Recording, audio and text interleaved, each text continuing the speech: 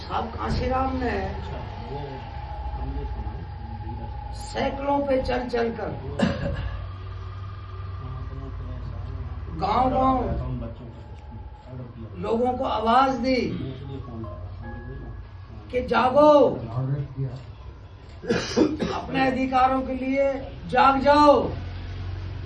ये अधिकार आपसे छीन लिए गए हैं। ये अधिकार आपको सोते हुए को कोई नहीं देने वाला। इसलिए जागो और अपने अधिकारों को छीनो। तो बहुत सारी हम भी वीडियोस देखते हैं साहब कांशीराम जी की, और मुझे तो एक सौभाग्य प्राप्त हुआ।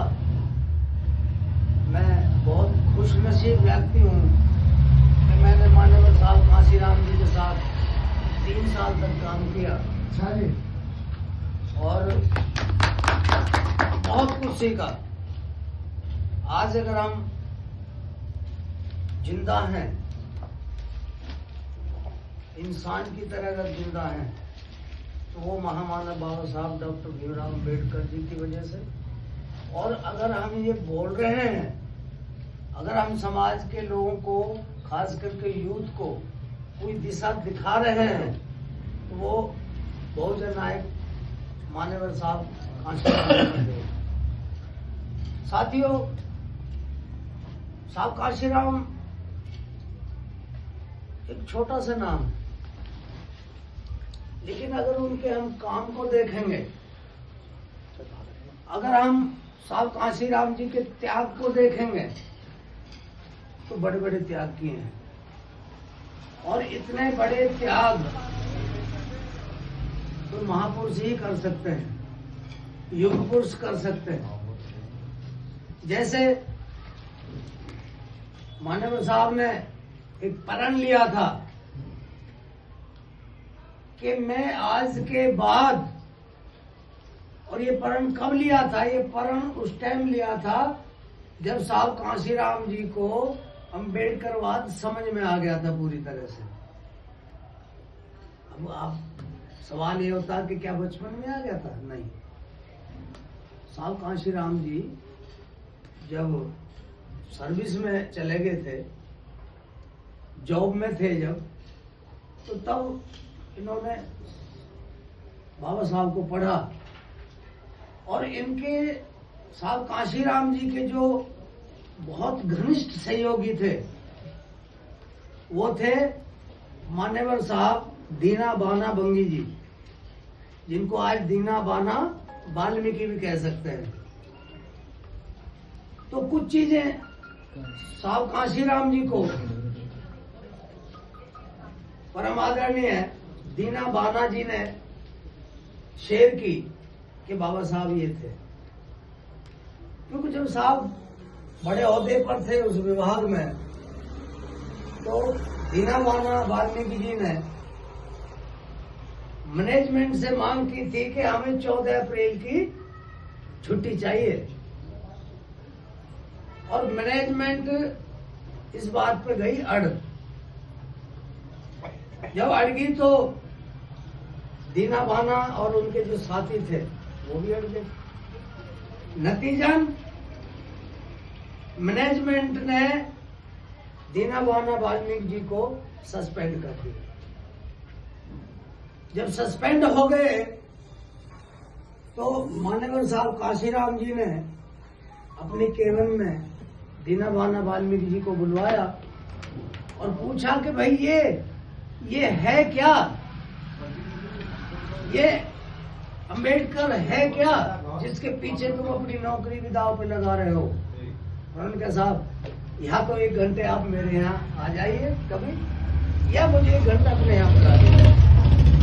तो साहब ने दीना बाना जी को अपने घर बुलाया और फिर जब इनकी चर्चा हुई दोनों की, तब एक निचोड़ निकल के आया दोनों के बीच में कि भाई अब हमें समाज के लिए कुछ करना पड़ेगा।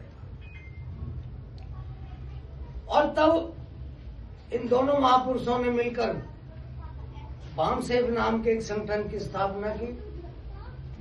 उसके बाद कुछ दिन चलने के बाद बामसेब में जो एम्प्लॉयज थे, जो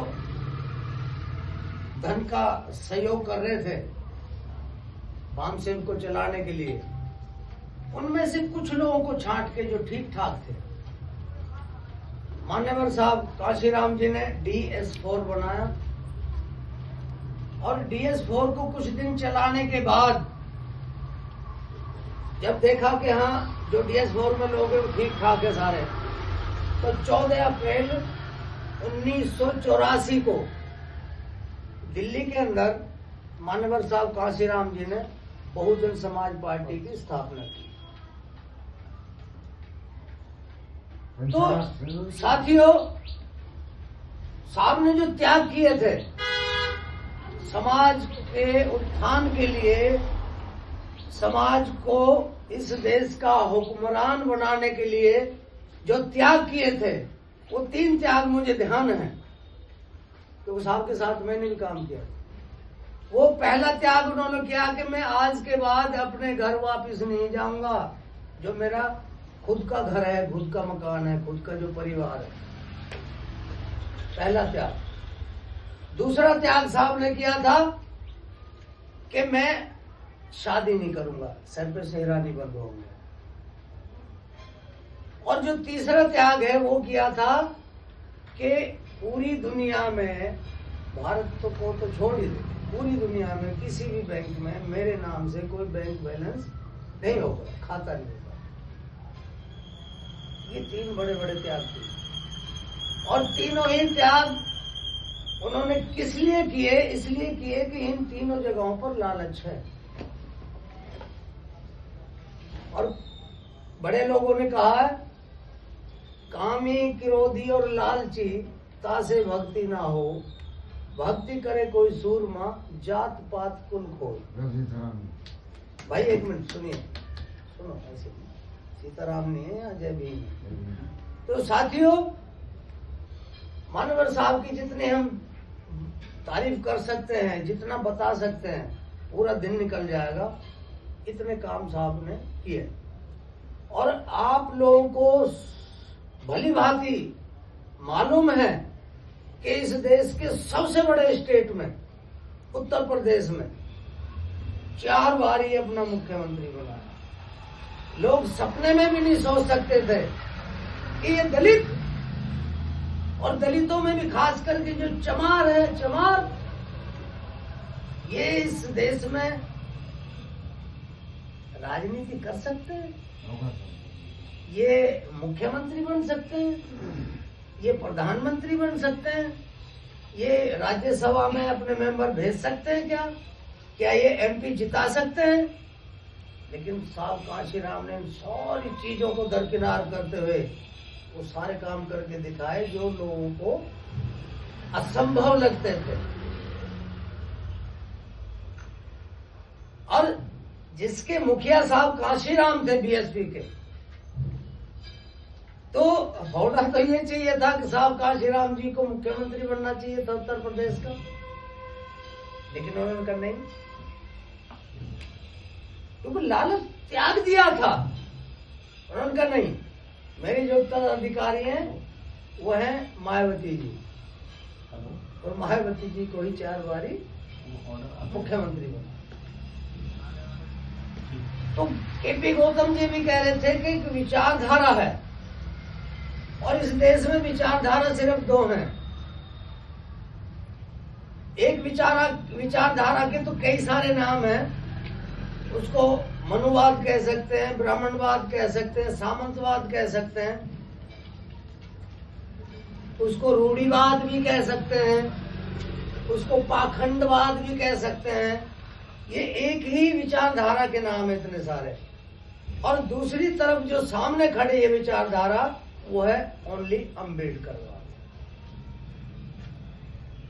तो इन दोनों विचारधाराओं में समय समय पर टकराव होता रहा है, जो आज भी जारी है।